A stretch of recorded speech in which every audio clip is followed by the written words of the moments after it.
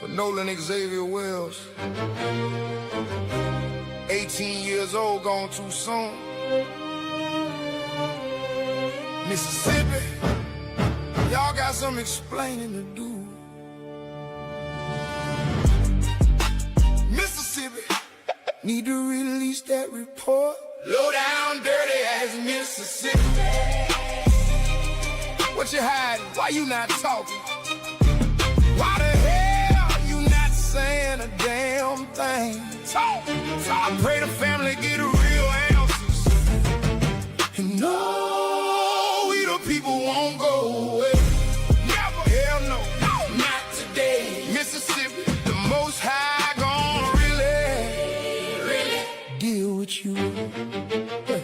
July 4th lights, boat ride with the crew. Young King Nolan chasing dreams, Ocean Springs through and through. Horn Island called his name, he relaxing in the blue. 2 days later found on the sand. What happened to you? Independent autopsy dropped, but it's undetermined. Red mark on the back of the head, neck structures missing. Absurd. State sitting quiet, toxicology on the shelf. Family screaming for truth, but y'all protecting yourself. Nolan was a star athlete with a future bright. Now his mama crying every single night. Boating trip turned nightmare. Questions in the air. Who was on that island? Why the silence there? Mississippi, need to release that report. Low down, dirty ass Mississippi. What you hide? Why you not talking? Why the hell you not saying a damn thing? I pray the family get real answers. And no, we the people won't go away. Never, hell no, not today. Mississippi, the Most High gonna really deal with you. Grand jury waiting, but the people still fighting. No severe trauma, they say, but the story don't add up clean. Waves whispering secrets, covering up the scheme.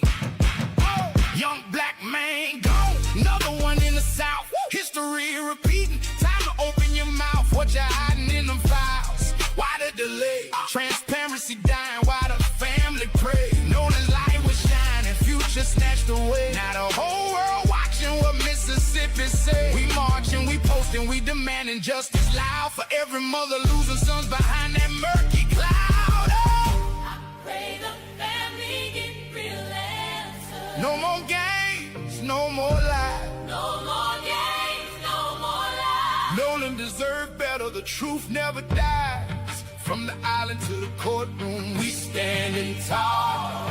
Mississippi, Your reckoning, gon' come. one and all. Finding all. Mississippi, need to release that report. Release it now, release it now, release it now. Need to release that report. Mississippi, what you hiding? Why you not talking? Why the hell you not saying a damn thing? I pray the family get real answers. No, we the people won't go away. Never, hell no, not today, not today. Mississippi, Most High gonna really deal with you. For Nolan Wells, we won't go away. Release the report. Justice now.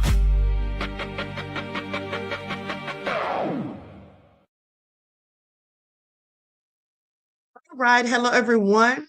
Thanks for tuning back in once again to the original Queen Ahmadiyyah Shakur show. I'm your host, Queen Ahmadiyyah Shakur, and this is your daily vitamins. So as you're coming in, please feel free to go ahead and subscribe to the channel. If you haven't done so already, be sure to click that notification bell and click the word all so you're notified each time the Queen Goddess goes live. All right, so let's get ready to get black into it. Also, if you have not been receiving your notifications, please make sure that you double check to ensure that you're still subscribed. You know that sometimes people get randomly unsubscribed. And also, if you missed the morning broadcast, please go back and watch that at your leisure. Okay, so let's see who's in here. All right, we have The Lounge, OG Patrice, DJ The Truth TV, That Crazy Beach Aries, G from the Land. All right, let's get into it. Irma Griffin is here. Okay, Betty Boop, Hadassah, Sweet Butters, Ray Bolden, Denise, Nessa G, Nita's and Mike's World, 57 Beige Fox. All right. Likes up, everyone. Please like and share. Serene. Okay. Pretty Wings, I see you, beloved. Nalon is here. Truth Brown is in the virtual building. Brosh is here. Laverne, daughter of Zion, Miss Trees. Okay, Bronze Flat Power Guy. Denise Jack. Shout out to all of my loyal royals and everyone tuned into the Queen. And a big shout out to my moderators because y'all know they be putting in work. All right. W. McCullers is here. Okay, so without further ado, let's get into it. I'm going to have a brief word from my sponsor at 12 Tribes. Do not buy 12 Tribes on Earth hair growth oil and hair magic elixir unless you want super healthy, gorgeous hair that grows. They have a whole line of amazing hair growth products, including hair growth leave-in conditioner spray, hair growth shampoo, hair growth spray, and hair growth butter. I'm starting to sense a theme here. They include quality natural ingredients. They smell amazing, and you can see the results for yourself. So if you're looking for healthy hair growth for your natural or relaxed hair, try 12 Tribes on Earth today.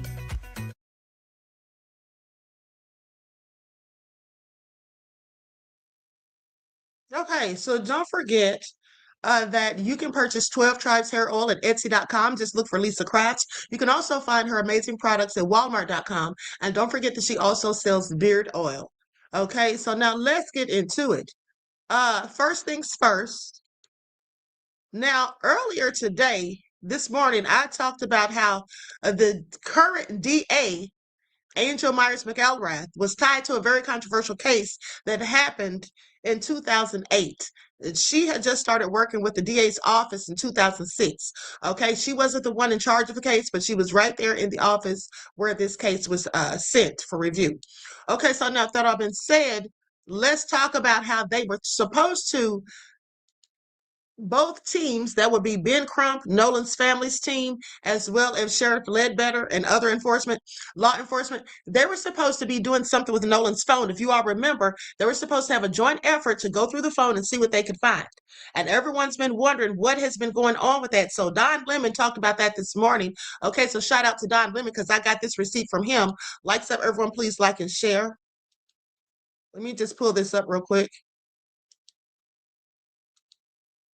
Now, with that all being said, this is a letter that was sent from the Wells family attorney, and not Ben Crump, but their Mississippi attorney, because you know that they have an attorney that's working alongside Ben Crump. Okay, and so here's what the letter says. Likes up, everyone, please like and share. It says, this was dated August the 11th, okay, sent to Angel Myers McElrath. It says, Dear Ms. McElrath, please be advised that A.R. Smith Law PLLC has been retained to serve as local counsel for the estate and family of Nolan Wells. Moving forward, I will be working alongside the legal team at Ben Crump Law and representing our clients and addressing matters arising from Mr. Wells' death. As the legal team has stated previously, including during our in-person meeting with the Wells family and counsel, we have been and remain ready and willing to cooperate in arranging a joint forensic inspection of Nolan Wells' personal cell phone. During that meeting, we specifically discussed having the examination conducted through the Digital Forensics Lab at Mississippi Gulf Coast Community College, as well as the possibility of FBI involvement in that process. Now, our position has not changed. We're prepared to coordinate a mutually agreeable date and procedure for the examination of the phone. Accordingly, to the extent there has been any suggestion that we have been unwilling or have failed to cooperate with the investigation, we want to make this clear. We want to make clear this is not the case. We also previously indicated that Dr. Mitchell would be provided an opportunity to review the materials necessary for him to complete his autopsy review. We remain prepared to facilitate that process. Please provide us with available dates and times for Dr. Mitchell to review those materials, along with any instructions necessary to arrange his access. We would like to move both of these matters forward promptly and remain available to coordinate with your office. Very truly yours, Ahmad R. Smith. Okay, A.R. Smith Law PLLC. Now, I want you all to pay attention because this is important to note because I've seen some people, some of the maggots who are against the Wells family. Okay, I have seen some of them all over the internet saying, asking, why hasn't the Wells family, why hasn't Mrs. Wansley given the law enforcement officials Nolan's phone so they can go through it for a forensic analysis? Well, there's the answer right there. They've already offered to do so, and they've done their due diligence and even sent a letter to the DA's office. Now, I don't know if the DA has responded, but what I do know is that they're not the ones holding out. Okay, they're not the ones holding out. So please pay attention. Okay, I think that's very important to note because people want to try to blame it on Ben Crump, every little thing that doesn't go right or the way they want it to go in this case. Now, let me give my disclaimer. Views, opinions, allegations, and accusations expressed by guests, third parties, or commenters are their own and do not necessarily reflect the views of the original Queen Ahmadiyyah Shakur Show or any of my affiliate content creation channels, pages, accounts, etc. Okay, now discussion of an allegation does not mean the allegation is true or endorsed by this channel. Content is presented for commentary, discussion, reporting, and educational purposes. All persons are presumed innocent unless proven guilty in a court of law. Now, with that all being said, let's continue. Because another thing I find interesting is all of these people that are key players. Okay, all of these people that are key players in this whole thing. Now, I told you all last night that, in fact, there was a picture, okay, that someone posted on TikTok about Bart's father, Bart Edmondson Sr., supposedly being friends with Governor Tate Reeves. Now, that was no shock to me. Hey, Ashkan, that was no shock to me because, in fact, let me just give Ashkan this message, please. And this goes for anyone else. Now, Ashkan, I was told by my chief moderator, beloved, that you sent me a package and it was returned to you. Let me just say to anyone that sent anything to my P.O. Box office, I still have the P.O. Box. But what happened was I have my payments automatically debited from my account and I changed my debit card and I forgot to change it online. So they didn't get my payment for that month, okay, until I gave them the correct information. Okay, so with that all being said, the P.O. Box is still available for use. Now, so here's the thing. So I told you all previously that all of these people are connected.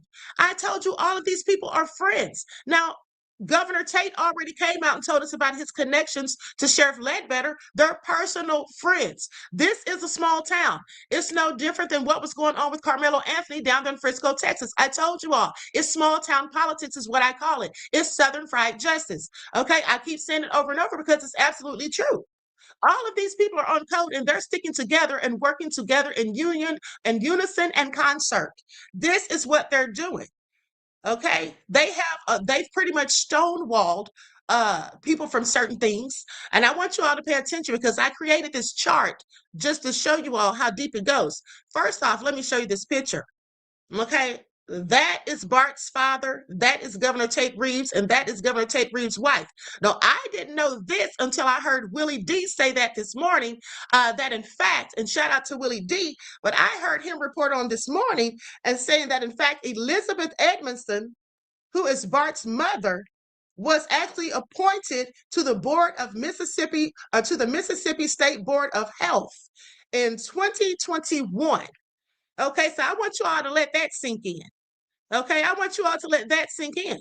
So these people are absolutely, and I also told you all previously that these people they play golf together, they go to brunch together, they go out of town on vacations together.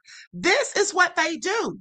How are we supposed to get a fair assessment and investigation of this trial? How are anyone that had anything to possibly do with Nolan's death, how is anyone going to be brought to justice if in fact they're related or friends to any of these people involved in this nefarious debacle?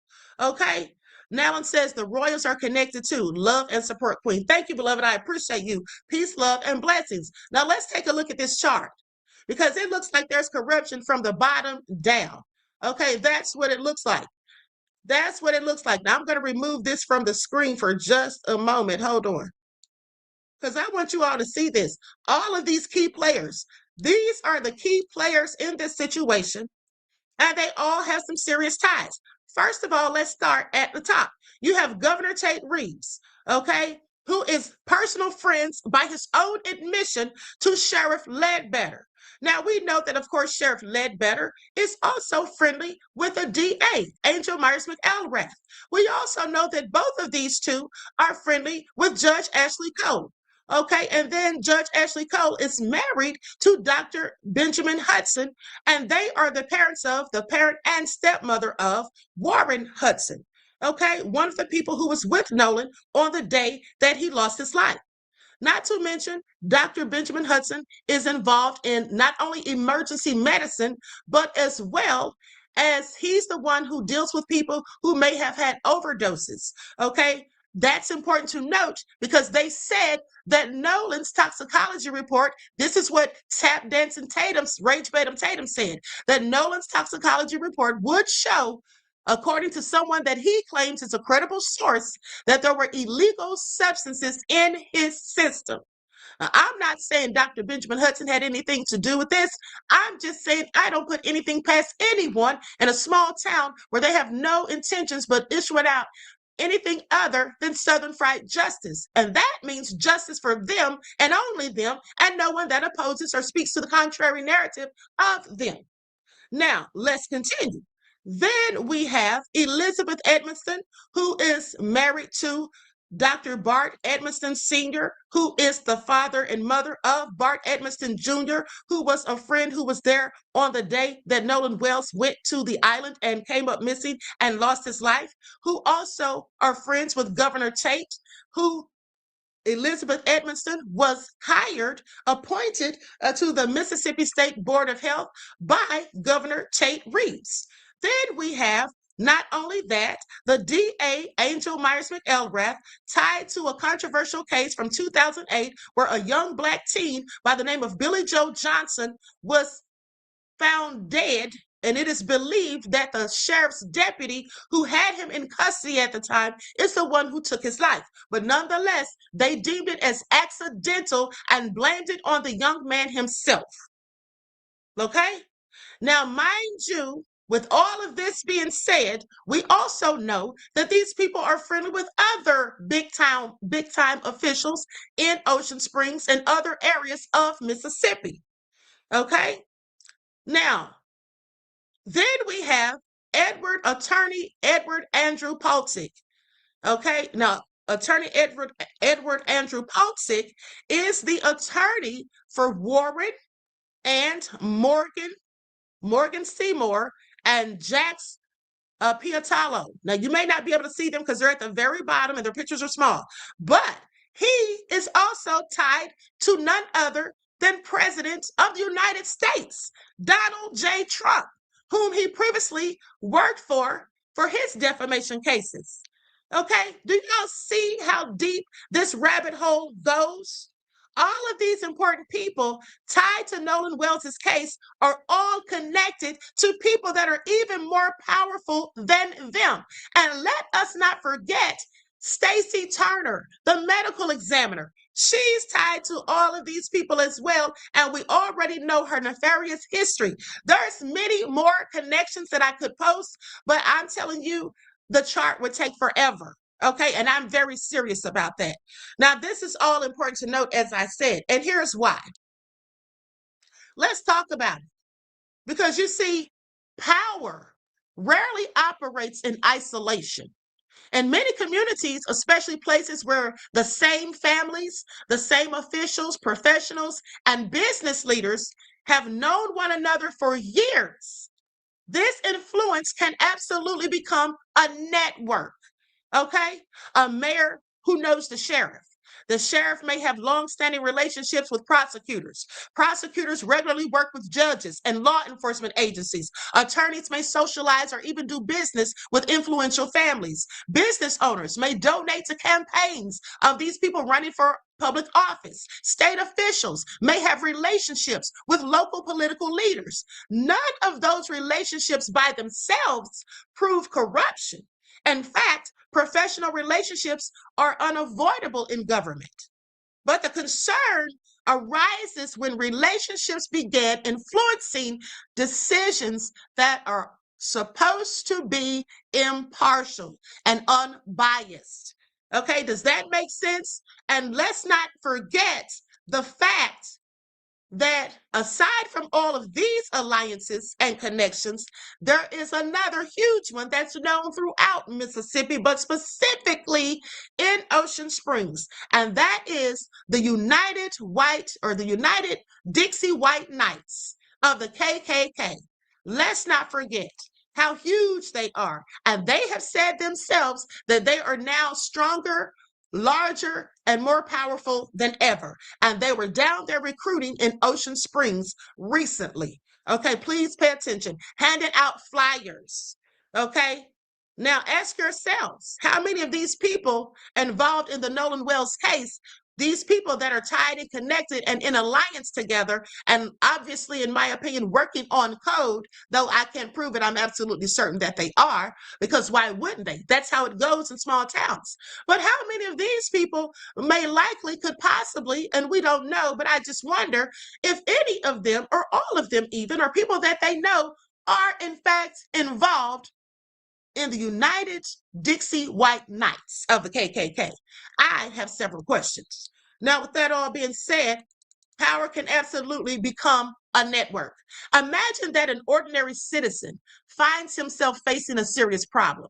Now, he may know one attorney, perhaps a police officer, or even a few community members. But now imagine that someone from a powerful family faces the same problem. You see, that person might be only one telephone call away from an influential attorney. That attorney might know the district attorney. A family member might know the sheriff. Someone else might have access to the mayor, a state legislator, or even the governor's office. And then suddenly, before you know it, the two individuals aren't necessarily entering the system with the same amount of influence. Now, are they? Specifically, if one of those people looks like me. That doesn't automatically mean anyone will break the law, mind you. But access itself, however, can be a tremendous advantage. And we know that those that are the most advantaged in this country are wealthy, elite white folk because they have power and privilege. Two things that the average Americans don't have, and specifically the ones that look like me. Okay? So please pay attention. Now, with that all being said, here's another thing. If officials have strong relationships with other elected leaders, those allies can publicly defend the official. They can provide political credibility, introduce the official to influential people, help raise campaign money, or discourage political challengers. Again, political alliances are normal, but they're also very powerful. See, the danger appears when loyalty to an ally becomes more important than accountability. And that's usually what tends to happen. You see, when someone is defended simply because they're a part of a certain network, like the good old boys network that I've been telling you all about for years, okay, then legitimate questions can become even harder and more complex to investigate. Police and prosecutors necessarily work together. You know, that's a given. That's part of the criminal justice system. But just imagine allegations involving someone that's personally connected to members of that same system. Okay, please pay attention, because at the end of the day, let's not forget, as I reported to you this morning, DA Angel Myers McElrath was working with the DA's office in 2006 with Tom Lawrence, or Tony Lawrence. And at the end of the day, remember when the case of Billy Joe Johnson came across his desk? She was right there. Then later down the line, when it came back up again, and it was alleged that there was conflicts of interest. Well, who were they talking about? They didn't expressly say that it was her, but who else could it have been at the time? Because they did say that the deputy that was involved in the Billy Joe Johnson case was, in fact, the brother-in-law of the assistant DA. Okay? And we do know that Angel Myers McElrath was the assistant DA. Okay? She worked in that office starting 2006. Billy Joe Johnson's case started in 2008. So please pay attention. Now, with that all being said, it's no wonder that the Congressional Black Caucus has come out and said something. Now they're asking for a federal review. So let's get into it. Now, I find this interesting, and I would probably be excited about it if it were not for the fact that Donald Trump is the one who is in charge right now. And the people that he has working, such as Small Change Patel, I don't expect them to ever be guilty of doing the right thing. That's what I don't ever expect them to do. Okay, I don't ever expect them to be guilty of doing the right thing. I just don't. Likes up, everyone, please like and share. So we have to talk about it. Okay, let's get into it because they've sent a letter and I'm going to share that letter with you now.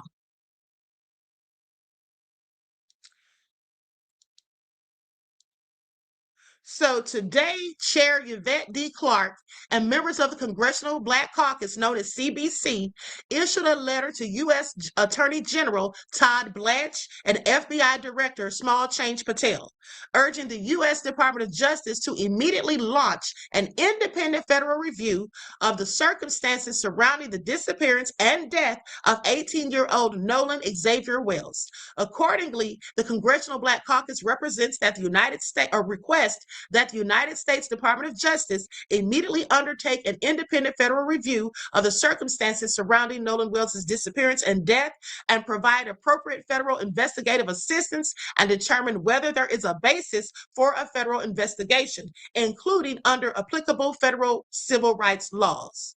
Now, let's go to the letter. And here's the thing. I find it interesting because this should not have even been a question. This should have been something that Donald Trump got involved in from day one if he cared about justice. Okay, but we know Trump doesn't care about justice. Okay, that's what he doesn't care about. Because in fact, if he did, he'd want justice for himself, for the nefarious things he's been accused of and convicted of. Okay, please pay attention. Please pay attention. Now, that being said, let's get into it. Likes up, everyone, please like and share. Now, here's the letter dated August the 12th. That's today's date, of course. Dear Attorney General Blanche and Director Patel, more than a month has passed since the tragic disappearance and death of 18-year-old Nolan Xavier Wells, and his family is still without fundamental answers about what happened to their son. The Congressional Black Caucus stands with the Wells family and joins their call for a full, transparent, independent, and timely investigation into the circumstances surrounding Nolan's disappearance and death. It is unacceptable that so many questions remain unanswered as the Wells family continues to suffer what is already an unimaginable loss.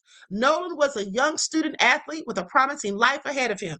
Yet more than 30 days after his disappearance and death, significant questions remain unanswered about the events of July the 4th of 2026 and the circumstances that led to his death.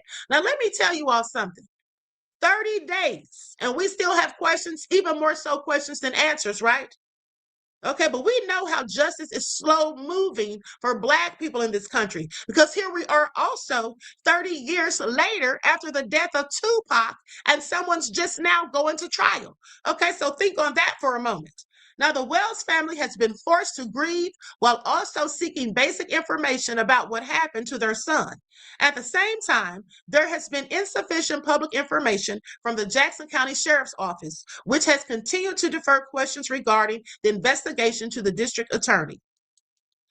Accordingly, the Congressional Black Caucus requests that the United States Department of Justice immediately undertake an independent federal review of the circumstances surrounding Nolan Wells' disappearance and death, provide appropriate federal investigative assistance, and determine whether there is a basis for a federal investigation, including under applicable federal civil rights laws.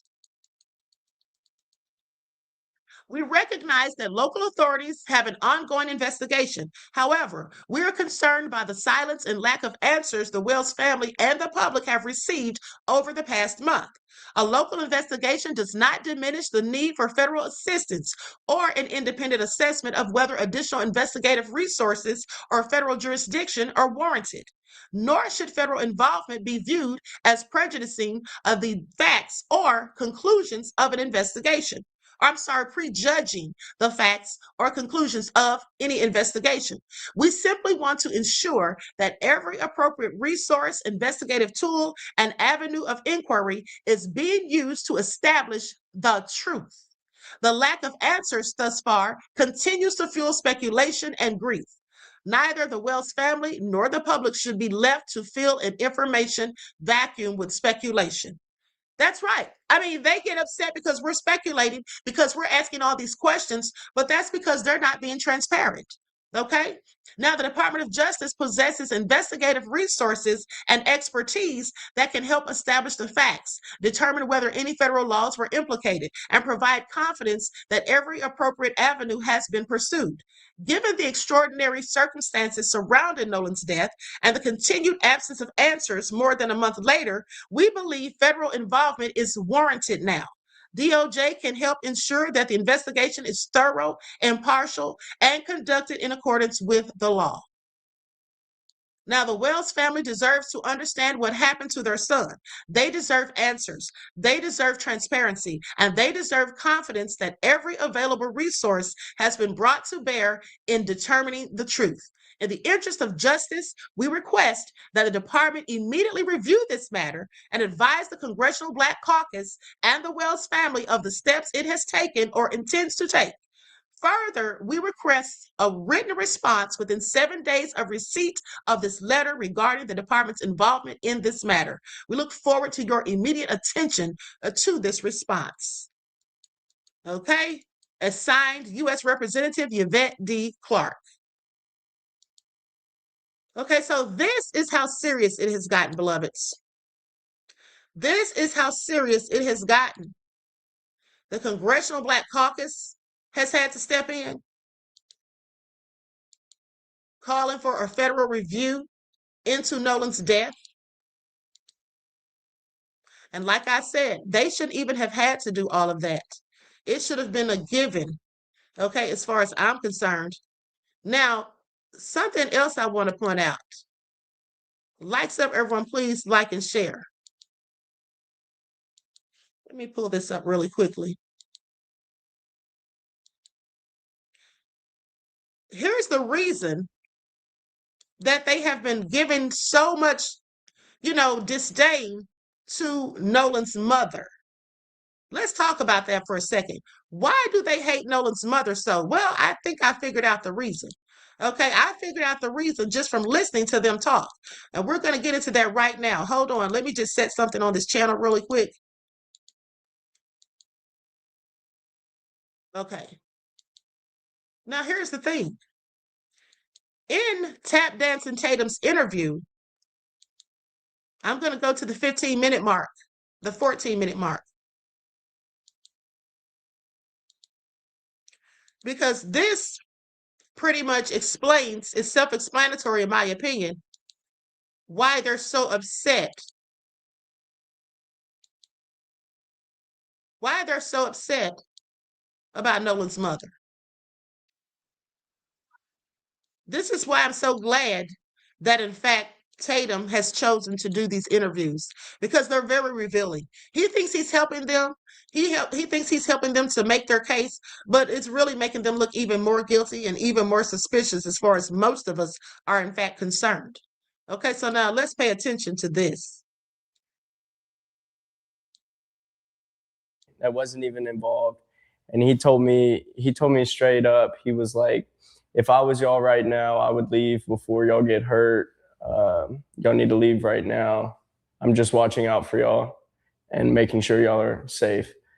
And I mean, I wouldn't say that those people would have physically done something in that moment, but I think they were playing like almost like a mental game, like just to get into your head and just almost like make yourself like just think these things that obviously are not true. If you can go back to the very beginning of this, how do you think this should have played out? Because I always question in my mind that when I go back, I look at what happened, I look at the initial stories with Nolan, and you guys knew him, right? I didn't know him. I know none of you guys. I just had a chance to meet you guys more recently. But how do you think this should have gone if you could control the environment? Nolan is found deceased. How do you guys think that this should have been put out to the world? So first off, I wish that none of this would ever happen. I wish Nolan could still be here with us today. And I wish that, like I said, none of this would ever happen. Like I wish that all this could be erased and Nolan could be here tomorrow. I mean, that's more than anything. But other than that, I feel like his mom blasting us on social media from the get-go, saying that he was out there with Warren and another guy. That's where it first started to take off. And then also the fact that she posted a picture of me and Morgan and another guy and Nolan on the boat together, blasting that out there, pushing this narrative, kind of, I guess.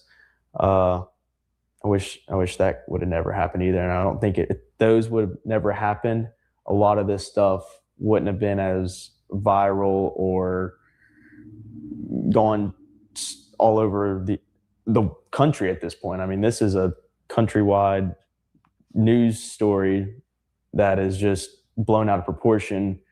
And the fact that it was our best friend and it's not what people are saying it is what hurts the most. I mean, that was our brother. I mean, straight up.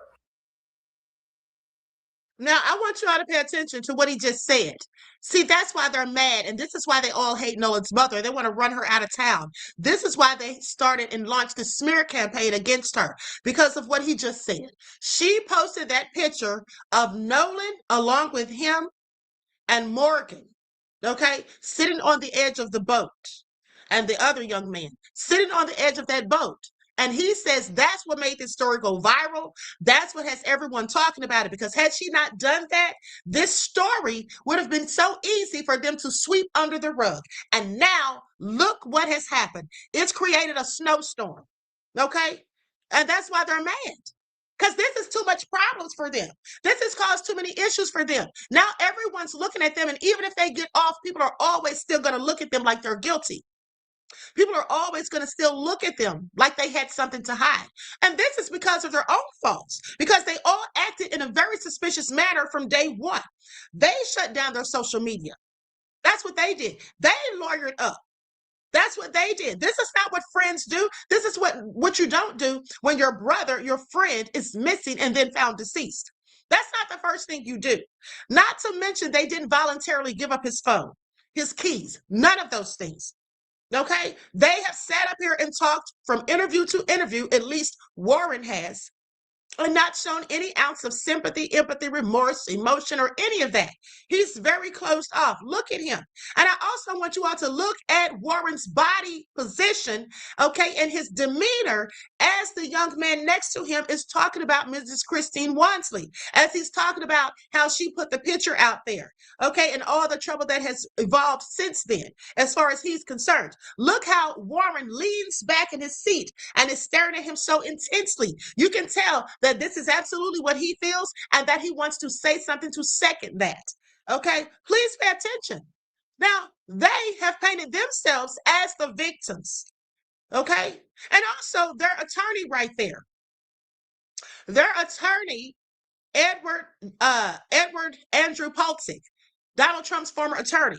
Now, I saw Keisha put up a video. I haven't watched it, but I saw she put up a video with him in the thumbnail, basically saying that he had some sort of board complaints.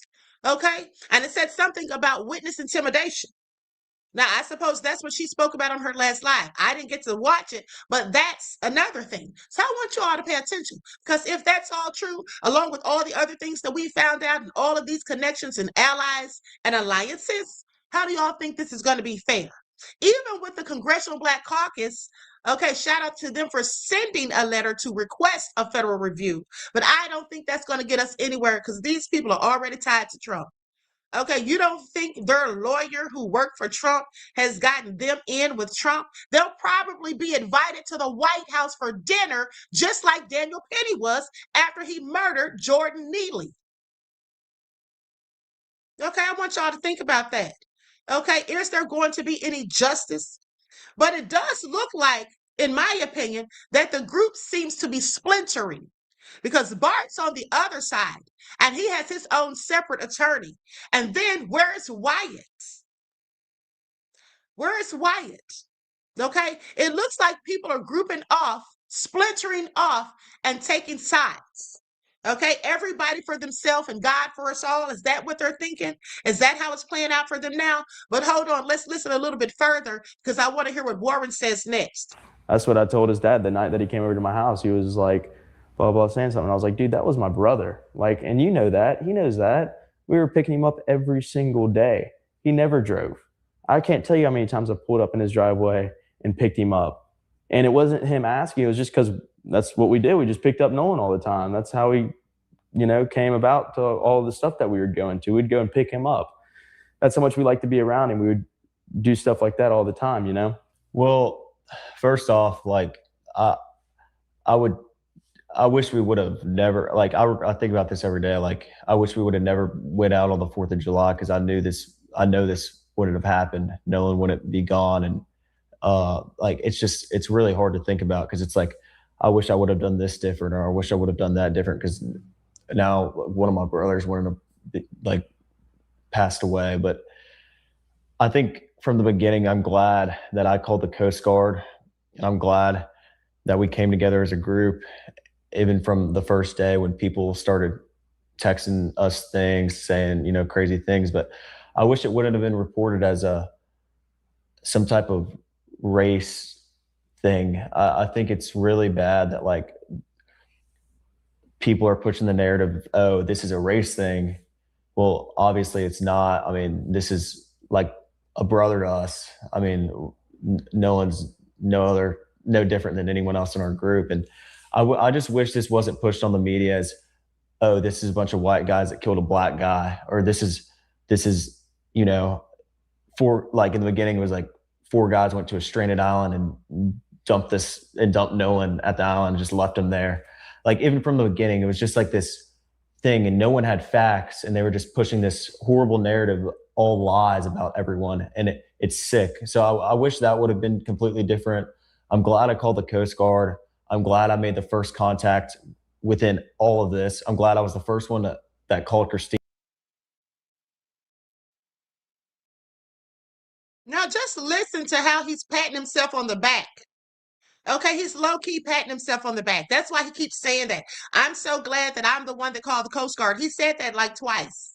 Okay, we get it. You call the Coast Guard. But here's the question. And I asked this question from day one.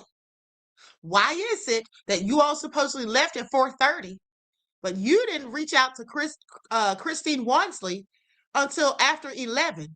Didn't call the Coast Guard till after 11. Then you turned around and told someone that you thought he was asleep on the couch. Okay, so that all sounds suspicious. Here's another thing to think about. Now, let's just say that he was concerned about Nolan. Do you all remember I said this to you all weeks ago as well when this all first happened? When we first found out that he supposedly called the Coast Guard, first thing I said was, why would he call the Coast Guard? Why would he think that something happened to Nolan out there on Horn Island? Why would he think that Nolan would be somewhere out there near or in the water? Why would he think that? Why would he just think that out of the blue? Because when he left, he said that Nolan told him he was catching a ride back with somebody else and he was with that Katie girl. So why didn't he think that maybe he's somewhere else? Not on the island, not in the water. Why couldn't he have just been somewhere else? Why would he specifically be driven to think that he was out there on Horn Island, out possibly in that water? Why would he think that? Why would that pop in his head? I have several questions. And the one thing that they never can answer conclusively when asked is about that, at least not so that it makes sense, is about the call to Cito and how and why it was canceled. Okay? That's what they can't explain and make it make sense. Likes up, everyone, please like and share. Thank you in advance. But also, they claim they like Nolan so much, right? They claim they always picked up Nolan. They always wanted so much to do with Nolan. Well, how come? Let's go back to this TikTok that I did because I told you all that, in my opinion, they treated Nolan like a third or fifth wheel. Hello, everyone. I'm Dr. Ahmadiyyah Shakur. So, in the case of Nolan Wells, his family has decided to hire attorney Benjamin Crump because they want a full on investigation conducted. Clearly, they're not believing the things that are being said and how this is being painted as, Nolan just didn't want to get back on the boat. Okay, let's get into it. So the fact that they claimed that Nolan wanted to stay behind on that island and didn't get on the boat with him and then left his phone, okay, that makes no sense because we know that people keep their phones next to them. And even if you were in a place where there was no service, knowing that you were not going to get back on the boat, you would definitely want your phone with you. How would you know that someone wasn't going to steal it or go through it? Why would you leave your phone unattended? And wouldn't you think that you would need it later when you got to a place where there was, in fact, service? Okay, so none of that makes any sense. Okay, these young men who were supposed to be his friends have now lawyered up. Okay, one of their stepmothers is a judge. Okay, I'm quite sure she's pulling all the strings that she can. And I want you all to pay attention because the YT people, some of them are acting as though these kids are perfectly innocent and we're all out here on a witch hunt just trying to blame them as if there has never been previous stories where similar scenarios have absolutely occurred and there was no accountability or culpability. Okay, please pay attention. I believe that these people were jealous of Nolan, that they got upset with him possibly because he was talking to Katie McCormick and she was not his girlfriend. She just met him that day. Okay, according to reports. With that being said, she's the one who's supposedly talking to investigators. Okay, she's cooperating with the officials. But these other people who claim to have been his friends are not.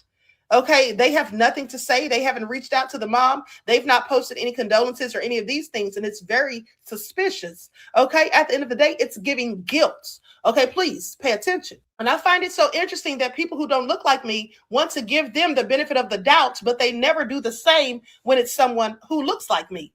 Okay, that's what they don't do. But all of a sudden, when it's the other way around, they have so many excuses. They give so much benefit of the doubt and they tell us not to jump to conclusions. But that's what they always do.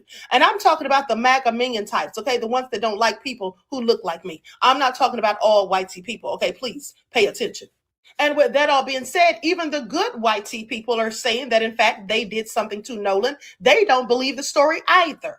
Okay, so it's not like it's just people who look like me that are quite frankly suspicious, and we have all the reason to be. Okay, this isn't some witch hunt. We're not out here trying to paint a narrative. We want justice. We want to get to the truth, and so does his family. Okay, and hopefully they will get justice.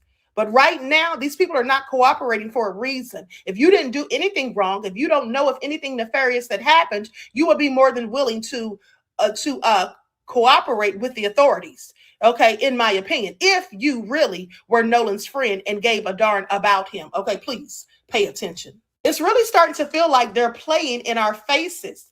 Okay, all of these miscarriages of justice, all of these lies being told, the cover-ups and all of these things, from the Cohen-Wiley case to the Carmelo Anthony case, okay, and now Nolan Wells, sadly. It is just more of the BS. And then they love to say that we are the ones who make it about race. No, we're not. Simply because we call out racism and patterns and history of things that have happened that lead us to our conclusions for why we believe and think a certain way currently, that does not mean there is racism. Okay, that just means that we're being smart. Okay, we're looking at a pattern here. Isn't that the same thing that the police do when they're investigating crimes? They look at patterns of characters or people's behavior. That's all we're doing. Okay, and it is a known fact that there's a history of Black people when they're the lone one amongst a group of YT people that sometimes they don't make it out alive. And that's just the facts. Okay, don't get mad at us for doing our due diligence and trying to get to the bottom of it. Okay, please pay attention. Okay, that's the facts. That is the absolute facts. Now, with that all being said, Jay Gray says, Queen, why did Ashley get rid of her social media? Why did Warren's father, Benjamin Hudson, start a GoFundMe for legal expenses? Exactly, because they're painting themselves as the victims. Okay, Judge Ashley Cole removed her social media, as she said, because she was trying to protect her small children who she claims were threatened. Okay, I don't know how threats got going that quickly, like right after his body was found, but that's what she claims. And also, they've all made themselves out to be the victims, in my opinion. Now, Ebony says Warren was Nolan's brother, like Cain was Abel's brother. Exactly. That's exactly what I think. Okay, that's exactly my sentiments, beloved. I appreciate you. Thanks for your contribution, your insight into the topic. Peace, love, and blessings. Now, something else I want to get into. First of all, Nancy Grace had some of the attorneys, or one of the attorneys at least, on her show. So I want to go to that, but before I do, I want you to hear what one of the attorneys, how he explained the boat situation. And this is Bart's attorney. Okay, let's get into it. Likes up, everyone, please like and share. Here we go.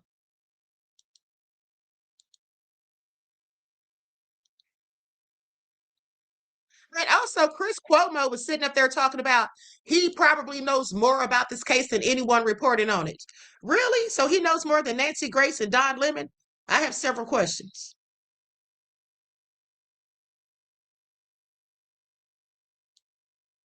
And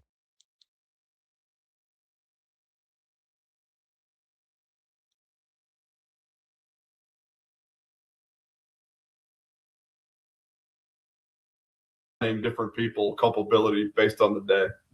So, to review, your client was there that day, was not an intimate, was not part of the group that has been framed as being with, framed meaning pictured with Nolan Wells.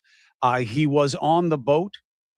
He was heard. He was witnessed assisting his buddies who had a problem with water getting into their boat. They called CETO during that call. There is now a version of the call that seems to depict a chaotic scene happening at the same time as the caller's calm, kind of pro forma phone call with CETO, which is an assistance service for boaters, about him taking on water. Your client wound up fixing that problem for them. But first, what has been alleged by these accounts that you are monitoring about the involvement of your client? Yeah, so let me back up and just clarify when we say the boat, that could be confusing to some people. I mean, there were hundreds of boats that were out near Horn Island that day, hundreds of people that were out on Horn Island that day celebrating the 4th of July. It's a big holiday weekend. Within a sort of confederacy of friends, there were 3 boats that went out. One of them was piloted by my client, who piloted the boat out and then back to his house. At no point was Nolan Wells, the young man who tragically lost his life, on my client's boat. Around 4:30 that afternoon, one of the boats experienced some problems with its bilge pump and started taking on water. One of the individuals on that boat called my client and asked for help. He proceeded to give help, in part by getting on the transom of the boat and helping to remove the plug at the back of the transom of that boat. For people that don't boat, that may not make, that may not be something they understand, but literally they were just opening up a hole so water would drain out, is the short way of saying this. And then my client got back on the boat that he was piloting and towed the other vessel for a short distance, allowing that water to run off. You guys know I'm always looking for simple things that can help me stay on top of my game, especially when it comes to soul and dandelion. For a limited time, not by you, not by him, but by people on the internet. Sure. If he was not killing Nolan Wells, what else was he doing? This is what we understand. Why would you pull the plug out of a boat? Wouldn't that make it sink? No, depends on the configuration of the hull and the placement of the plug, because sometimes, especially with smaller boats, if they're taking on water, let's say from 20 people drinking beers sitting on the back of it at a party, it can overwhelm a bilge pump that is old, not properly maintained, or has a float switch that gets stuck. And any of those things can happen and you are in a bad position. However, if you know what you're doing, you can pull the plug and then drag the boat so that it goes fast enough that it rises above the level of where the hole is. So instead of allowing water to come in, it allows water to drain out. And then you put the plug back in nice and quick, and you don't have water in the boat anymore, but you do have to address the bilge pump, which you do at a later time. That is an operation that a lot of boaters know, a lot of boaters can do. And that is the involvement that you are saying, counsel, your client had on that boat as it was leaving. Yeah, that's correct. And the end Are you result, impressed that I nailed it?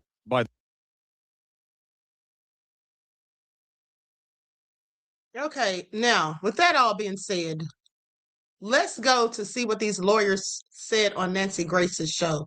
Likes up, everyone, please like and share. So they're saying that Bart never had Nolan on his boat. Okay, maybe he didn't.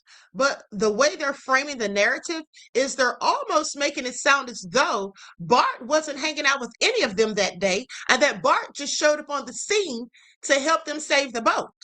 But we know that's not how it happened because Warren already told us in the Tap Dancing Tatum, Rage Batum Tatum interview that in fact he called Bart that morning and requested that Bart bring his boat because they had about 20 to 30 people coming down from their college, specifically some young ladies. Y'all remember that, right? And also it's important to note that there were 3 to 4 boats and groups of people, about 20 to 30 groups of people, okay, that all left and headed out together that morning. So you mean to tell us that Nolan didn't not only want to get on the boat that Warren was on, but he didn't think about catching a ride back with any of the other 3 to 4 boats that their friend groups were on? He didn't want to get back on any of those boats, so he just risked it all and said, hey, y'all just go right on ahead. I'll stay here and fend for myself and catch a ride with whomever I can. That's what they want us to believe, clearly. Okay, that's what they want us to believe. Please pay attention. Now I'm going to share my screen, and we're going to hear what Nancy Grace has to say about all this. I haven't watched this. I literally just saw it as I was getting on live. I mean, I would wait until I had all the evidence, including a completed autopsy. You know what? I'm going to jump ahead. But regarding the body, regarding Nolan's body, we've heard all sorts of inflammatory things. But the one thing that, well, many things are very interesting and probative. For instance, why was Nolan's neck of so much interest to the original medical examiner that it was removed? His foot wasn't removed. His toe wasn't removed. His ear wasn't removed. Why his neck? The lungs and the neck were removed, which obviously Edward Pulsick touches on COD, cause of death. I understand why the medical examiner took his lungs. He had to run tests on them to determine, did he drown? Of course, all 3 of us know you can drown and there still be foul play. Somebody whacked you on the head. If somebody held you underwater, it could be any number of things, or it could be an innocent drowning. But why the throat? What was curious about the throat, Ed? Were there marks on the throat? Was there a ligature mark? Was there manual strangulation? Was there a compression? Were there bruises? Were there scratches? I don't know. Was a hyoid missing? I could go on, but I won't. Do either of you know what was of interest to the medical examiner in the removal of Nolan's throat? I'll tell you this. Listen, we're not coroners. We're not medical examiners. We want to know what happened to him just as much as everyone else. Quite frankly, more. Because Nolan was their best friend. Warren, Morgan, Jax. Ken Paxton's dark money donors are attacking our campaign with AI deepfake video.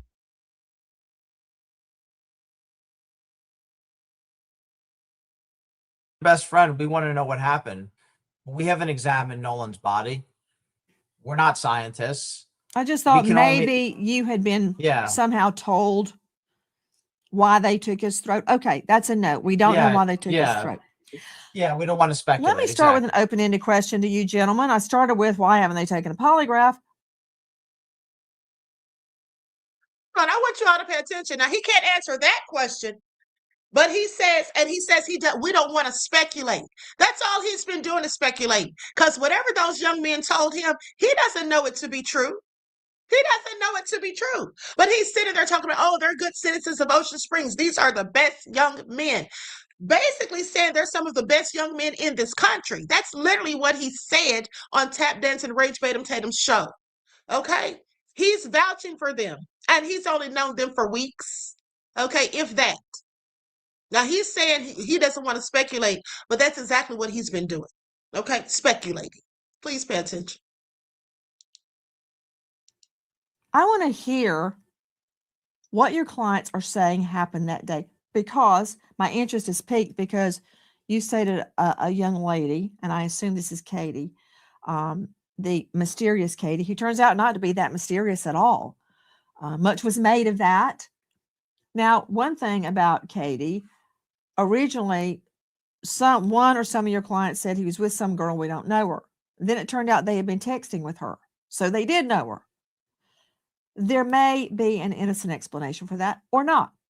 So explain to me, who are they talking about when they said he was with a girl, we don't know her? He had never met her before, but yet they were texting with Katie, the girl he had been with. I'll throw that to you, Tyler. Do you know the answer to that? Sure. So they didn't know Katie, and they believe that Nolan didn't know Katie before that day. But you have to remember, once they started getting suspicious that Nolan wasn't with them anymore, they start asking themselves, okay, well, where's Nolan? They start texting everyone that they knew. Hey, have you seen Nolan? Do you know where Nolan is? Did he make it back home? All before they called Christine Wells that night, they start asking everybody. And so eventually they end up getting, through mutual friends, whoever, Katie's number. And so I believe it was maybe either Snapchat or text message. They got in communication with Katie. And Katie says, I don't know. We thought he was leaving with y'all. Well, I don't believe that's the case, obviously, because he did not leave with our boys. We don't know what happened to him, but that's Katie's statement. That's how they got a hold of Katie's numbers, because they're frantically trying to find out what happened to Nolan. What's your take on it, Ed? Because I think he's saying they did know Katie. I couldn't tell if he said did or didn't. Did he say they all did know Katie? No, they did not. They didn't know Katie. All right. And they determined who she was. Okay. Right. Hey, hold on. Tyler, you stated your clients began to get suspicious. Where is Nolan? When did they get suspicious? It was later that night. I believe it was around 9 or 10 o'clock, maybe even 11, that they start saying, oh, well, has anyone seen Nolan? Where's Nolan? Did he make it back home? Does anybody know? They start calling around, texting, asking everybody. And once they determined that no one had the answer about where Nolan was, that's when they called Christine Wells. And then they stay on the phone. My client stayed on the phone with Christine Wells for about 5 or 6 minutes. And then he tells her, look, I'm going to call the Coast Guard just to make sure. And he did. He stays on the phone with the Coast Guard for 21 minutes. Okay. Ed Pulsick, also veteran trial lawyer. Ed, do you concur with that explanation of why they first said, I don't know her, we don't know her, he didn't know her, and then we find out that they had actually been texting with Katie? What's your understanding of that? Again, I had my favorite trial judge, Luther Alverson, would tell every jury, it is your duty to make all witnesses speak the truth. What does that mean? To reconcile the different seemingly conflicting stories, to make everyone be telling the truth and impugn perjury on no one. So maybe there's an explanation for this. Why did they say, we don't know her, and then they're texting her? So they did know her. That characterization, they didn't say that. There's no contradiction. I can just tell you this. They didn't know her. Nolan was with her much of the day, and he was still on the island when they left. He apparently spent much of the day with this young lady. So they didn't know Katie, but didn't people post pictures of Katie allegedly on the boat? Didn't they post pictures of her close to Bart? I could have sworn I saw those pictures of Katie close to Bart and on the boat with the same people that claim they don't know her. That's very interesting. But also, let's not forget that Nolan's family, one of his cousins specifically, who's a sheriff's deputy, in fact, said that they know Katie, okay, and that they've known her for quite some time and that she's been hanging out with them before and all of that, and that the family holds no ill will towards Katie. So if Nolan's family knew Katie, then maybe Nolan knew Katie too. And if they were in fact all texting Katie, because that's literally what Warren said. It seemed to me, as I pointed out to you all at the beginning of that, during that first tap dance and rage Tatum interview with Warren, if you all remember, Warren said that my buddy called Katie. And then he caught himself, and then he said, or he seemed to catch himself, and then he said, everybody was texting Katie. Where did everybody get Katie's number from if nobody knew Katie? And even if they didn't know her and they reached out to a mutual friend who did and got the number, it would seem to me that only one person would be calling Katie. If the rest of them didn't know her, why would all of them who are supposedly at the same place with the same concern, why would all of them need to be texting Katie? Wouldn't it just take one of them to do so? But Warren said they were all, everybody was texting Katie. That's what Warren said after his buddy had already called Katie. Okay, please pay attention. But let's continue. That seems to be what happened. But no, there was this young lady was not part of their friend group. That's right. I'm her heart before snoring, remember me? 10 years later. They say they didn't know her, but yet they were texting her. They did know her name. Well, I don't know if I agree with that characterization. Yeah, the Well, premise, enlighten me. the I wanna premise know. is flawed. Yeah, the premise is flawed. She's not part of their friend group. They don't know her. I can tell you that it does appear, once again, it appears that Nolan was with this young lady for much of the day. That does seem to be confirmed by many witnesses. And I can tell you this, Nancy, one thing about this island, I did have the opportunity to go to Horn Island. And when you go to the island, everything starts to make sense. The first picture was maybe not so accurate. If you go to the park. Now, I want you all to pay very close and careful attention to how the attorney keeps on saying, because he said the same thing when he was on Rage Tatum's show. He keeps on trying to paint this fictitious narrative that once you go to the island, it solves everything. Once you go to the island, then you understand. Then you know the truth. The island reveals it all. Well, if that's the damn case, how come when they found Nolan's body on that island, that didn't reveal the case? How come that didn't give us all the answers we needed? How come the people that were out there, the law enforcement officials, Nolan's parents, how come the Cajun Navy, the Rangers, how come none of those people knew exactly what happened and didn't see the truth? Because they were all right there on the island. So I want you all to pay attention. He sounds so ridiculous. Okay, he sounds so ridiculous. All he's doing is trying to do damage control and trying to clear up their names in the court of public opinion. And the question should be, why is he or them, why are they all so concerned about the court of public opinion? They should be more concerned about a real court, a criminal one. Okay, if they know something they haven't done or they haven't revealed, or if any of them had anything to do with Nolan's demise. And I'm not saying that any of them did, but I do have several questions. Okay, and how come, again, no one's been arrested for illegal underage drinking, for driving a boat while intoxicated? Because Warren did say they all were drinking. Okay, there's no cause for obstruction of justice or tampering with evidence when they kept Nolan's phone. Also, let me just say this as well. Now, they said that they were always picking up Nolan. That's what we did. Isn't that what Jack said? We picked up Nolan all the time.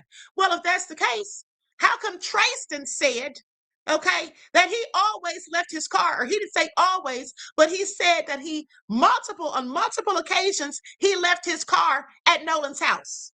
That's what he said, because he was trying to say that basically Christine Wansley said she doesn't know him, but he was like, I always left my car at their house. So if he always left the car at Nolan's house, that means he must have been riding with Nolan, who had his own car. So were they really always picking up Nolan? Another thing that's important to note is the fact that Nolan's father had to go and get the keys and car from one of them.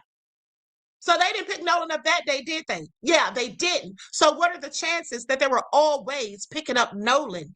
Okay, like they were doing him such a favor when Nolan had his own darn car. Okay, also, when they went to McDonald's on the morning that they left, when they went to get ice on the morning that they left, did they take Nolan? No, they didn't, according to Warren's own words. So I'm sorry. I think they were always picking up Nolan. I don't even think they really liked Nolan. I think they were a group of frenemies and that they were hating on him and jealous. Now, that doesn't mean they did anything to him, but that's exactly what I think. I think they were jealous and envious of Nolan, and they treated him like a third wheel. Okay? That's how it seems to me. Talking about they always picked him up. But let's continue. Part of Horn Island, where these events all occurred, you see that there are really no trees on that part of the island. It's flat. It's open. There are no visual obstructions. So there's no trees. There's no shelter. There's no nothing. And it was broad daylight with thousands of people there, meaning there was no opportunity for foul play during daylight hours. And that's... Did you all hear that? He said that means there was no opportunity for foul play during daylight hours. Who is he? He's a lawyer, not a crime scene investigator. He's a lawyer, not a detective. He's a lawyer, not a forensic analyst or a forensic expert. He's a lawyer. I want y'all to pay attention. He doesn't go around gathering and collecting evidence, does he, for a living? How can he sit there and say, just from looking at the island, there was no opportunity for foul play? None whatsoever?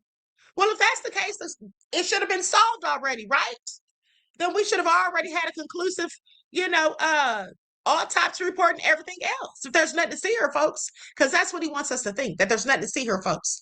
Okay, please pay attention. Mrs. Poochie says he's saying Katie wasn't part of their friend group. Well, Nolan wasn't part of their friend group either, in my opinion. It certainly seems like Nolan was just somebody that they hung out with for whatever reason they wanted to, but I really don't think he was the brother that they're claiming. I don't think that he was their best friend, as they're saying at the end of the day. And how could he have three best friends? Okay, according to them. I find it all interesting. Okay, and Mrs. Poochie, thank you for your insight into the topic and your contribution to the channel, beloved. I appreciate you. Peace, love, and blessings. And now, apparently, I wasn't the only one who noticed how strongly, Jax Patalo went in about Mrs. Wansley posting those pictures, because there's a whole article about it that came out today, posted by the Times of India. Nolan Wells update. Friend strongly blames mother for fueling online backlash and threats after his death. So he's blaming her not just for the backlash, but he's saying she fueled the threats. I want you all to pay attention. He's saying that she fueled not only the backlash, but the threats as well. And this is why they hate Mrs. Christine Wansley. This is why Ocean Springs has turned on her. This is why they've been doing everything they can to try to bring her down, including engaging in a whole smear campaign and trying to make her lose her license. Okay, she's a nurse practitioner, not just a nurse, mind you. But let's continue. Where this whole thing starts to unravel. Ed, you have to go to the island. Please, you have to go there's to the island. Opportunity for foul play. He could have been walked Not on in the this head on a environment. boat Not and pushed in- over. There's. I'm telling you, not in this It doesn't have to environment. be I on the was there. beach. It could I'm be telling any. you. He keeps on saying, not in this environment. Not in this environment. I was there. As if that proves anything. He sounds so ridiculous. Like literally, this is really given somebody's guilty of something. Okay, he's making them seem even more guilty because he's going in too hard in the paint. Rather than saying there's no opportunity for foul play, he should have just said, I don't believe my clients engaged in foul play. I don't believe my clients had anything to do with it. That's what he should be saying, because that's likely what he wants to believe. But at the end of the day, he does not know that. Belief and knowledge are not the same thing. Okay, he's acting as though he has full-on knowledge and receipts and proof and facts that they didn't do anything, and he does not. Okay, he does not. I assure you he does not. But let's continue. Where? You got to understand, it's a 10-mile long barrier island, but it's only a few hundred yards wide in most places. There's nowhere to hide. Let me see the video and show it to Ed and Tyler. The video of all those boats. Anything could have happened between those boats. Anything. Mm-hmm. Well, but Even but an Nancy, accident could happen between those boats. And so many Nancy, people are drunk. I don't think they're paying attention. But here's the thing. Here's the thing, right? We could always Let's roll that thousands of back. people there. Because wasn't that Katie in the water next to Bart? Meaning there was no opportunity for foul play during daylight hours.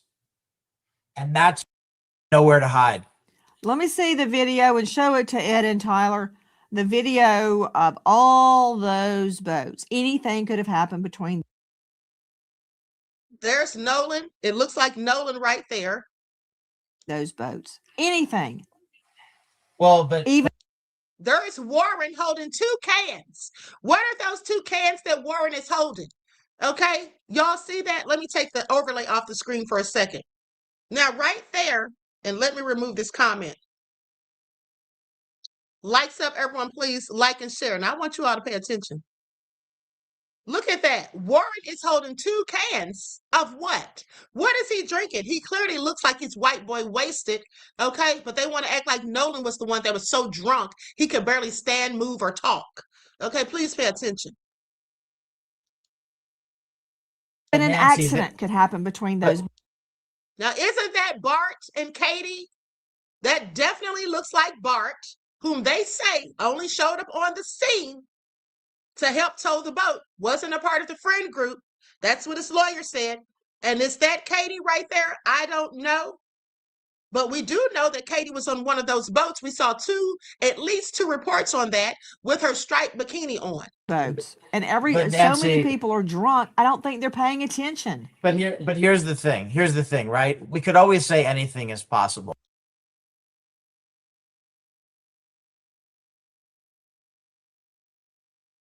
An asteroid could strike right now. But I am telling you that there are a lot of people who have talked about this case and have said things that are not true, and they haven't been to the island. They've got to go to the island. If you don't go to the island, you can't speak with authority about the. Oh, he gets to speak with authority simply because he went to the island? That's so ridiculous. Now, I want you to pay attention to how stupid he sounds. So that means that all of us who've been reporting on this, if we just go to the island, then we can speak with authority? Yeah, that's what he's saying. Okay, then we can speak with authority. So then he's not going to be threatening lawsuits? Of course he is. You see how he makes no sense? It's absolutely illogical and nonsensical. He's painting a fictitious narrative. This is a whole straw man argument. And here's the thing. I absolutely believe that he's right about what he says about nothing happening to Nolan on that island. I absolutely agree with him because I don't think whatever happened to Nolan happened on that island. I think it happened on somebody's boat. I think what happened to Nolan happened on someone's boat. And I would like to know why someone will be yelling, check his chest. Nolan, no, wake the F up. Damn it, Bart. I still want to know what they have to say about all of that, okay? While he's sitting here saying that no one's an authority until you go to the island. So I guess that makes him an authority because he's already been there. Case. And I won't name names, but a lot of people who have hurt these fine young men and have defamed them, they've never visited the island. And I'm willing to bet that they've never visited the islands. Look at it right there. That shot you have right there. Broad daylight with thousands of people there.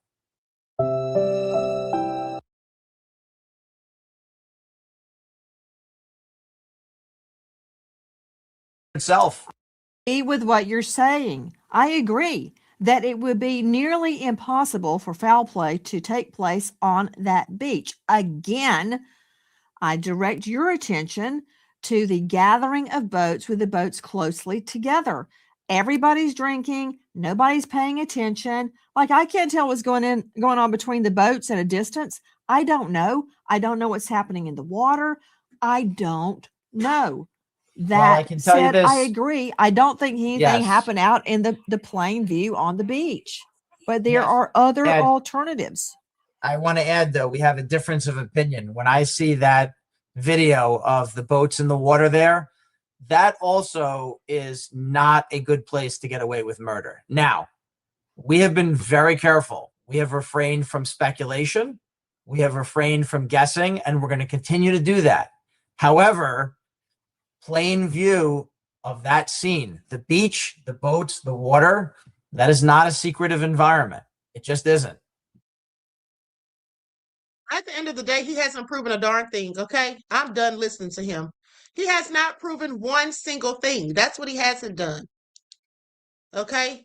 All they have done is blamed Nolan's parents, blamed Ben Crump, and that's basically it. Now, hold on. I want to point out one more thing before I conclude this broadcast. The district attorney, Angel Myers McElrath, the case that I told you all about this morning, her being tied to this case when she was only 2 years in working in the prior DA's office. She was the assistant DA. Okay? This young man right here, let's talk about it. Because this is the part 2 that I promised you all. Billy Joe Johnson Jr. dreamed of graduating high school, going on to college, and one day playing pro football. On a cold December morning in 2008, that future was shattered. His story is a reckoning of justice in America. Now, Billy Joe Johnson's family has lived with suspicion and doubt since authorities first told them he died of a self-inflicted gunshot wound during a traffic stop with a white sheriff's deputy. They never believed law enforcement thoroughly investigated what happened. While on a reporting trip 10 years ago, Reveal host Al Letson made a promise to investigate his death and pursue the Johnsons' unanswered questions. This is so sad. This has been going on for decades down there. I want you all to pay attention. The nefariousness that we're dealing with right now, as it pertains to Nolan's case, has been going on down there for decades. Okay, this is nothing new. And they want us to act like there's nothing to see here. We should have many questions. So on the morning of Billy Joe Johnson's death, crime scene tape separates the Johnsons from their son's body. Their shaky faith in the criminal justice system buckles as authorities fail to follow up on inconsistencies in the official story. Sounds like the same thing that's happening in Nolan's story. Okay, please pay attention. The Mississippi Medical Examiner's office is a mess when Billy Joe Johnson dies. There's no state medical examiner, and Mississippi outsources Johnson's autopsy to a group from Tennessee. The pathologist who conducts his autopsy comes to one conclusion. The U.S. Department of Justice comes to another. Special Agent Joel Wallace, a Black detective with the Mississippi Bureau of Investigation, works with the George County District Attorney's Office, questioning witnesses and reviewing evidence. When he finds out what Reveal has uncovered, he begins to wonder whether Billy Joe Johnson's case should be reopened. And look at there, Billy Joe Johnson had a thing for the white women. Just like Nolan. Okay, please pay attention.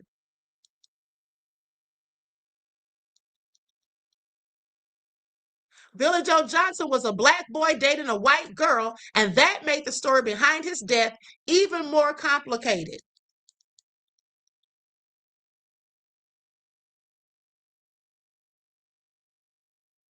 Now that's his family.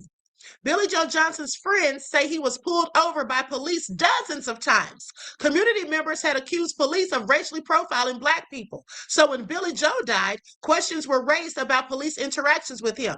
And the police were likely harassing him because of his taste in women. Please pay attention. They even still get upset with Black men about that till this day. We recently heard a white man make threats and give dog whistles about Black men taking their white women.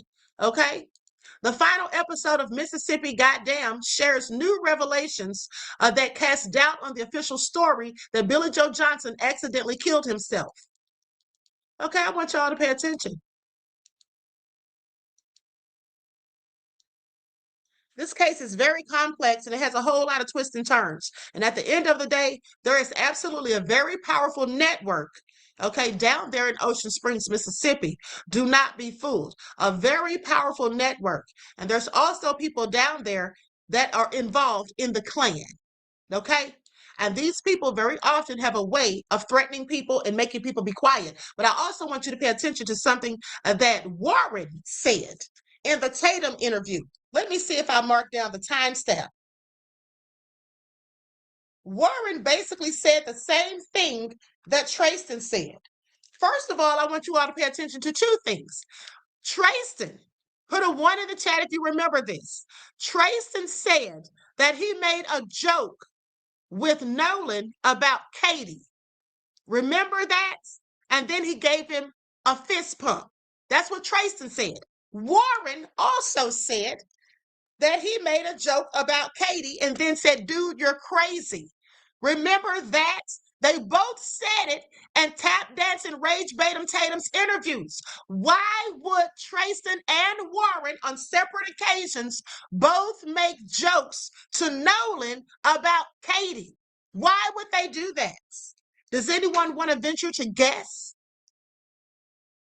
Why would they even notice or be concerned about who he was talking to?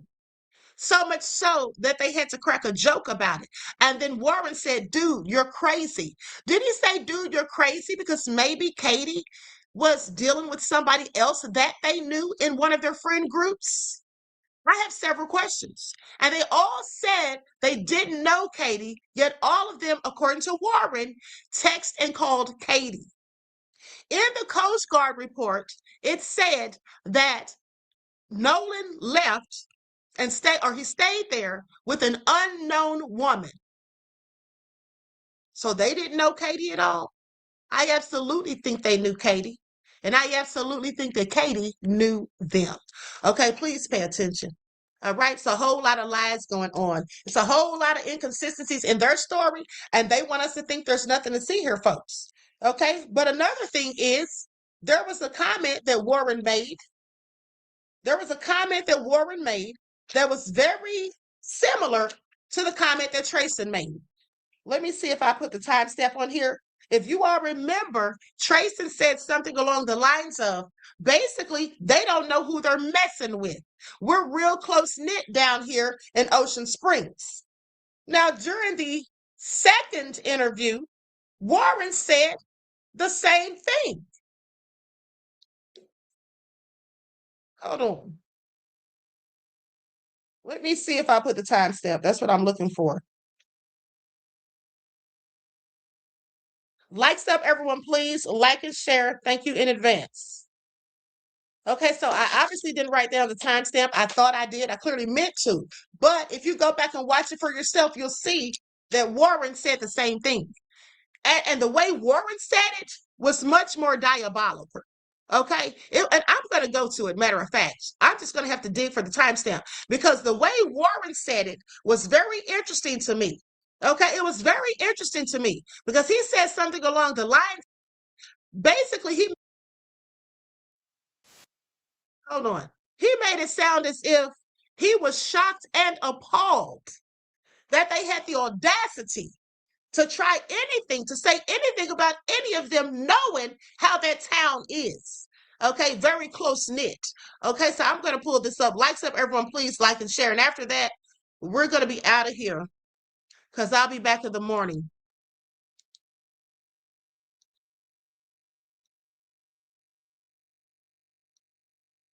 I'm going to use an overlay, of course.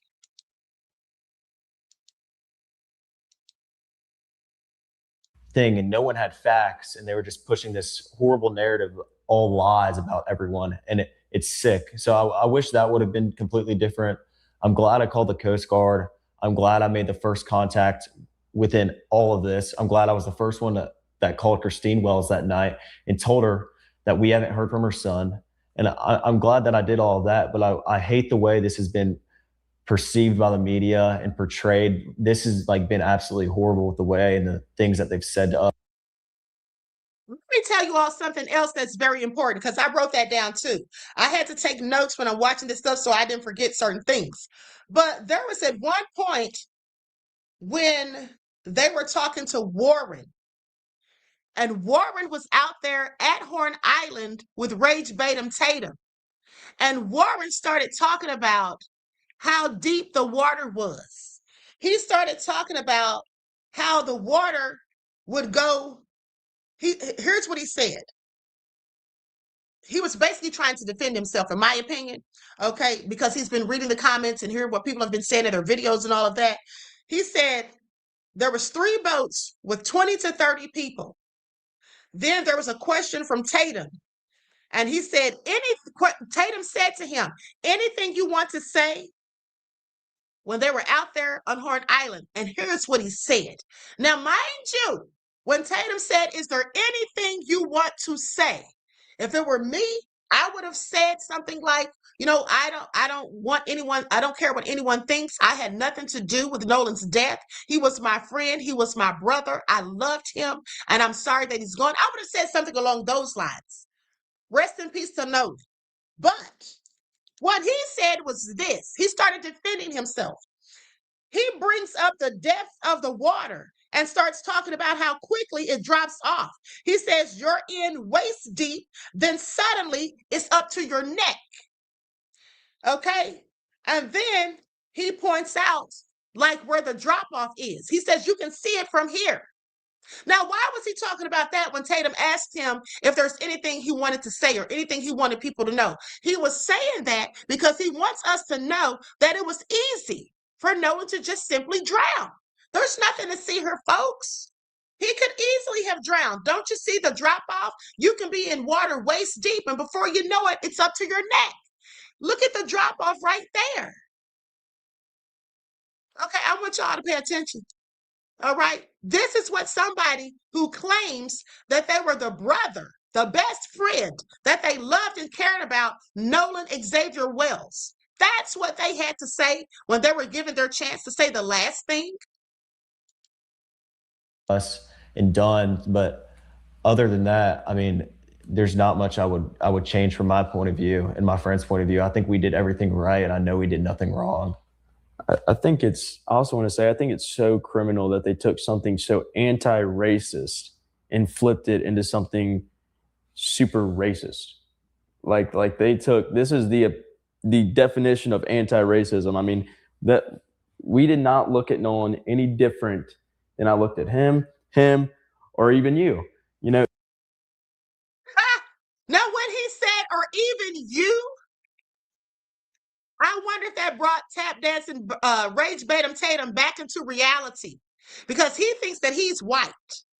Okay, he thinks that he's white. You can tell by the way he moves, honey. He thinks he's in with white folk for life. He's going to get his ninja wake-up call eventually someday, and I hope it's sooner than later. But at the end of the day, I love it when he said, or even you. Okay, just a friendly reminder, Rage Tatum, you're also black, and so is your son. Okay, so is your son. Now let's continue. Enigmatic says, so no one gonna point out Bart's attorney's choice of words, Confederacy of Friends? Yes, I caught that, beloved. Absolutely. He said Confederacy of Friends. Now I want you all to pay attention, okay? Because we already know that I called them MAGA minions, i.e. the Confederates. And that's literally what he said. The Bible also says that they are Confederate against my people. Please pay attention, okay? Ponder that. Ghost wanted to say, so no one going to point out Bart's attorney's choice of words, Confederacy of Friends? Ponder that in the light of the network in question. Hashtag speaking in code. Exactly. That's a dog whistle. That's a dog whistle. And thank you for your insight, beloved, and your contribution to the channel. I appreciate you. Peace, love, and blessings. This is literally our brother. I mean, like we stated, we did not treat him any different. We didn't treat Tristan any different. We don't treat Tristan any different. And they just flipped it. And I just think that is so wild that they're pushing this thing that they're saying, oh, they want to end racism and all this stuff. Well, they're the one pushing it. They're pushing the racism. And I love how he blames racism on black people as though we're the ones that created it. Please pay attention. We want to end it, but we're the ones pushing it. Make that make sense. I just think that's kind of crazy. Morgan, what's your thoughts on this? How does it affect you? I mean, first I want to say, wish this would. I'm going to pass him and try to get to Warren. People that instigated the narrative that's out there now. And as a, defamation attorney, how does this navigate your tactics. Sure. You know? And I want to be clear about something tonight. I'm not going to give any particular person any more oxygen than they may have already sucked up. But I will say this. What's been said about Morgan, Jax, and Warren, I'm not going to call them untruths or half-truths or falsehoods. I'm going to call it what it is, lies. So the first thing that's really important here is we're dealing with lies and liars. We're dealing with profiteers. We're dealing with hustlers. And one thing that I've seen since I got here is that Ocean Springs, Mississippi, is a really beautiful place. And the region is very beautiful. Wish it to be true. Here's how to go from $300 a month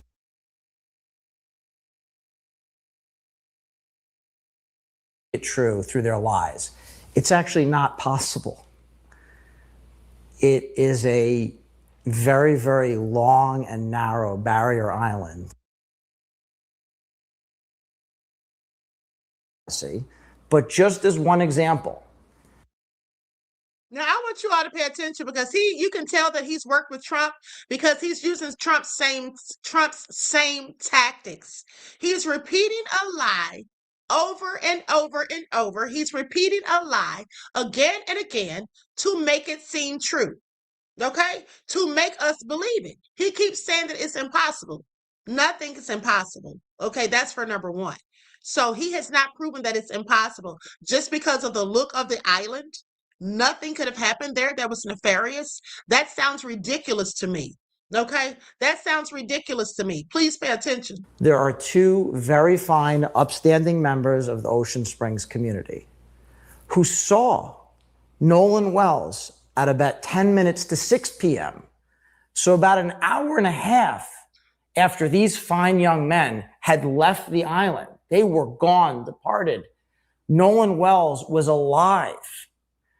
And these two witnesses, two very reliable, very credible, and very upstanding members of the community, they saw Nolan.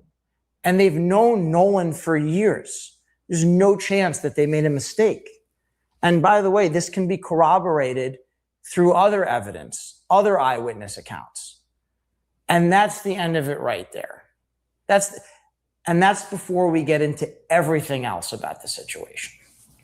And when I look at this, I feel like there's levels of defamation and areas of defamation. And I'm not going to speak on your behalf because this is y'all's story to tell, your story to litigate. But which areas are the most egregious that you are going to go after, or that you guys think also are areas where people have taken this situation and clearly lied to the public? One being the phone call. What is your thoughts on that phone call to Cito? Some people have gone out and. Now, I need you all to pay attention. As soon as Rage Tatum brought up the phone call to Cito, you notice Warren started fidgeting in his seat. Okay? Please pay attention. I'm going to roll it back just a little bit. He starts to fidget in his seat as soon as Cito is mentioned. Call to Cito. Some people have gone out and done enhancements to the. He not only fidgeted in his seat, he took a deep breath in. Okay, he inhaled. What does that mean?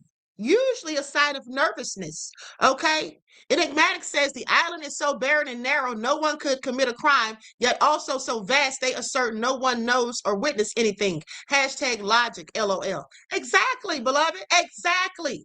Okay, and I'm glad you brought that up, because here's the thing. And thank you for your insight into the topic and your contribution to the channel. I appreciate you. Peace, love, and blessings. But here's the thing. If they think there's nothing to see here, folks, and if Warren sits there and wants to point out how the water is so deep, how you can go from waist deep till it being up to your neck, and then there's a drop off that you suddenly can run into, and it's so easy, basically painting the picture that someone can easily drown. So is that what he really thinks happened to Nolan? Because that's what he seems to be saying. If that is truly the case and how he feels and thinks, why are they out there conducting their own investigation? He, his attorney, and Jax and Morgan. Why did they go out there to start their own investigation if he knows, as he said, that the water is so steep and all of this? Okay, please pay attention. Nothing they're saying is adding up. The math ain't mathing. It's not making a bit of sense. And I'm so glad that Rage Tatum is doing these interviews, because they're very revealing and not in the way they want them to be. To the audio, and in doing that, created a transcript manually. It doesn't appear that the transcript was derived from an automated system or have any, in my opinion, real integrity with it. What are your thoughts, first, you guys, on the audio, and then I'll get to you, Ed, on could that be a defamatory area the way it was produced? So what do you guys think about that audio? Okay, I want you all to pay attention. And with that all being said, Tatum 1978, are you related to Rage Tatum, beloved? Tatum 1978 says, Warren also looked at the boy on the end uncomfortably at that question about the CETO. Yes, he did. And I want you to pay attention, because last night on that broadcast, I also told you all that there was a question that was asked early on in the interview where Warren and the guy on the end, who is Morgan, I believe, Morgan, they both looked at each other. They glanced at each other. They locked eyes.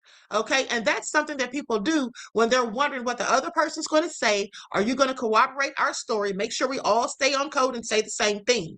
Okay. So please pay attention. Now, with that all being said, I'm not saying that these boys did anything to Nolan. It absolutely could have been an accidental drowning for all we know.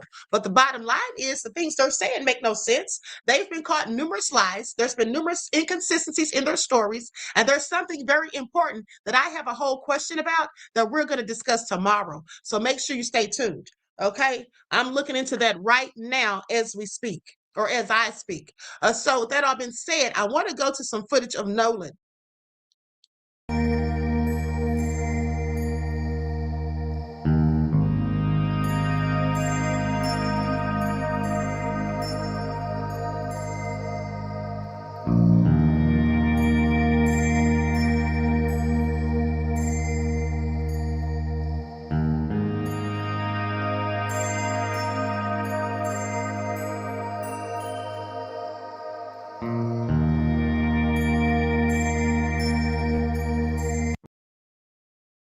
Because no matter what they say, what they can't explain away, what they can't just dismiss is that CETO call and what we all know that we heard.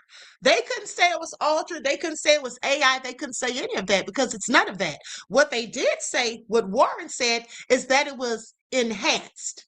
Yeah, it was. And that just means that it was made more clear, okay, and it was improved so that we could hear what was being said in the background even better. All right, now with that all being said, I'm going to play this last video and then we're out of here. But I want you all to pay attention to what this black sheriff did, okay, to what he did when people were getting out of pocket when he was the person in charge. Difficulty enforcing the law with white people? This is something that I have talked about on several occasions with different people. As a matter of fact, I think that it will be much easier in working with the white people. I don't think that I will have any trouble at all. Why is that? Why would it be easier for a Negro sheriff to enforce the law with whites? When every white deputy quit, Amerson hired Vietnam veterans who killed for America and now killed for justice. His deputies didn't arrest Klan members. They disappeared them. 17 Klan leaders vanished during his 8 years. Must have left town, Amerson would say. The FBI investigated, but every black person in Macon County stayed silent. When the Klan shot up his house, 2 Klan families' barns mysteriously burned. When they bombed his office, 3 Grand Dragons got found floating in the river. He turned their terror tactics against them. White folks stopped wearing sheets real quick when the hunter became hunted. Well, I think that throughout my campaign speeches, I have made the statement that if I am elected sheriff, I'm going to enforce the law impartially, and whoever commits a crime will be apprehended, regardless of whether it's white or Negro. Mr. Amerson, what do you think might happen that first Saturday night when you have to confront a white man who's been drinking?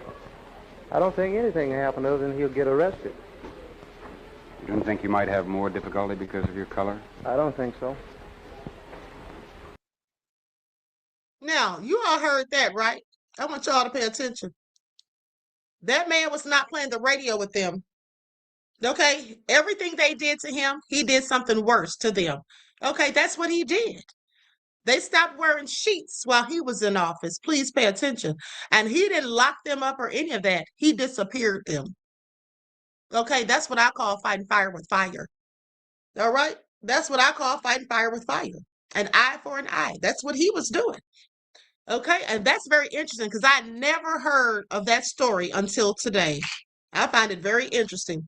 That seems to be one of those stories they want to bury. Okay? That's what that seems like. So with that all being said, let me go to this question here, or not a question, but a comment. Hold on, there was a comment that I just saw. It looks like someone called me a liar. Hold on, here it is. Eric Playmaker said the audio is the end of it, liar. What do you mean? The audio is the end of it. And why am I a liar? What have I lied about? I would like to know. Please put in the chat what I have lied about. I'm waiting. I do have time today. Eric Playmaker said Tatum is a double agent. I doubt that. He's definitely not working for black folk. Okay, he's definitely not working for black folk. He's not a double agent. He's working for one team, and that's Team Wanton Supremacy, period. Okay? And that's not an allegation. That's a fact. That is a fact. Okay, with that all being said, Felicia said, hope he was talking to the media. Okay, I hope so, because I didn't lie about anything. I'm not here to paint narratives. I'm just here to bring you all the receipts. Okay, so anyway, beloveds, I'm going to conclude this broadcast. I want to thank you all for tuning in. I'll be back tomorrow with more information and updates. Also, let us not forget that Carmelo Anthony, okay, goes back to court on the 19th of this month. And for those of you who've been following that case, I have a playlist that I created with Carmelo's video, with the videos that I've done covered on Carmelo. I believe it's over 50 videos. So anything you want to know about the case, you can find it there. And as it pertains to this case, I've done over 80 videos. So you can check those out as well. There's a playlist. You can binge watch or whatever you need to do. Okay, so that all been said, I love you all to life. I want to thank you all for tuning in. Each one teach one. That's how we grow and thrive.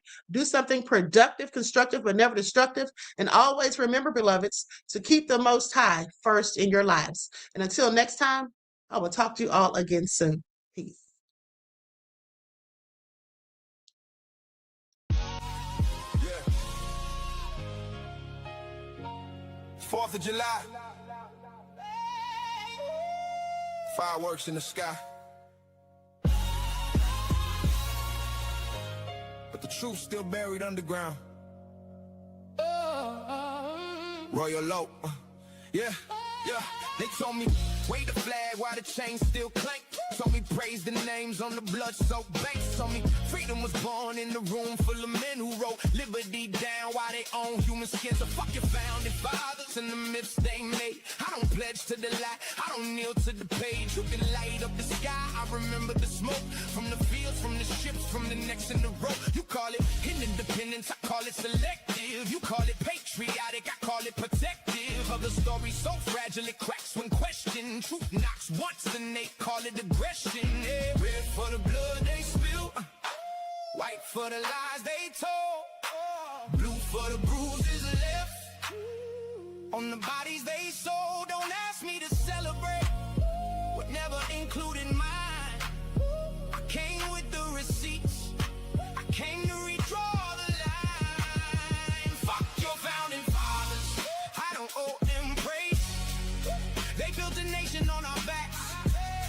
then told her smile through the pain.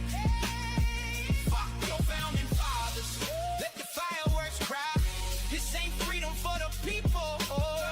If the truth still gotta hide, yeah, no justice, no peace, no lie gets crowned. We don't worship old ghosts when the roots scream loud. Fuck your founding fathers. On the 4th of July, I'm lighting up the truth while they light up the sky. They say, look how far we came. I say, look what it cost. Every courthouse got a shadow, every victory got lost. They gave statues to the takers, made heroes out of thieves. Put their faces on the money while the hungry couldn't breathe. Don't lecture me on freedom from a stolen land stage. Don't quote old documents with blood on the page. Don't tell me be grateful for a seat at the table when my people built the room and got treated unstable. You can't buy me through the truth, you can dress it in stars, but the anthem still echoes like chains behind bars. I don't hate the people, I hate the disguise. I hate when the guilty get praised as the wise. Red for the blood they spill, white for the lies they told, blue for the bruises left on the bodies they sold. Don't ask me to celebrate, but never including mine. I came with the receipts, I came to redraw the line. Fuck your founding fathers, I don't owe them praise. They built a nation on our backs, then told us smile through the pain. Fuck your founding fathers, let the fireworks cry. This ain't freedom for the people. If the truth still gotta hide, no justice, no peace, no lie gets crowned. We don't worship old ghosts when the roots scream loud.